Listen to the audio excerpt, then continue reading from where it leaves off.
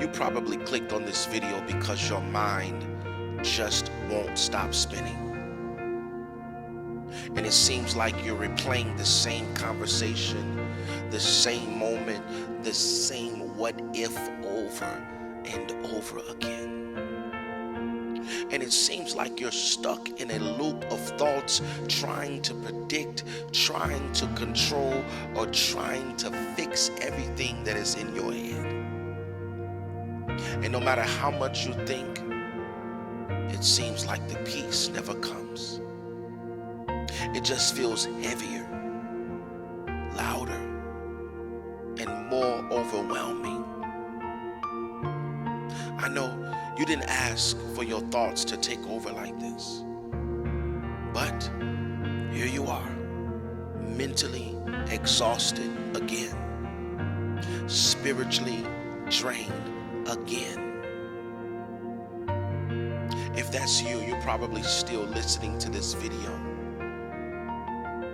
But I want to take a moment to encourage you before you leave. See, overthinking can feel like you're trying to protect yourself. You probably say things like, if I think it through enough, if I prepare for every outcome, maybe I can avoid the pain or disappointment. But here's the truth. Overthinking doesn't protect your peace. It steals it. See, Philippians chapter 4, verse 6 through 7, it says, don't be anxious about anything, but in everything, by prayer and petition, with thanksgiving, present your request to God. And the peace of God, which transcends all understanding, will guard your hearts and your minds in Christ Jesus. God doesn't want your thoughts to guard your heart. He wants his peace to do that. See, you weren't created to live in a mental storm. You were created to live in communion with the one who already knows the outcome. He sees every fear behind your thoughts. He hears every silent what if. And he's not waiting for you to think your way out.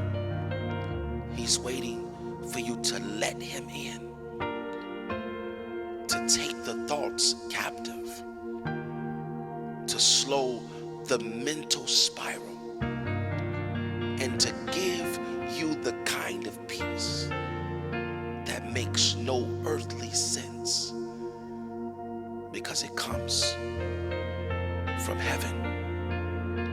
Before you leave, let me pray for you.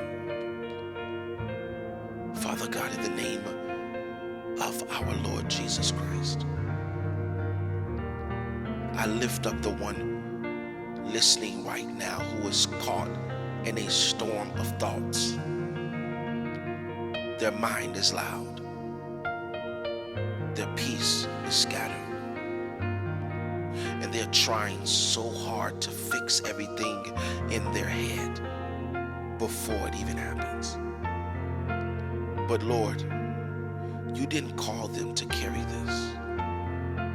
You didn't call them to replay every mistake, to pre-plan every conversation, or to worry themselves into exhaustion. You called them to cast their cares on you. So I pray on their behalf right now. Help them release it. Help them stop carrying all of it in their mind and start surrendering it into your hands. Speak peace to the overthinking. Replace every anxious thought with your word. Let your truth rise louder than the fear. Remind them that they are safe in you, not in their own plans. Lord, where they feel mentally exhausted, give them rest.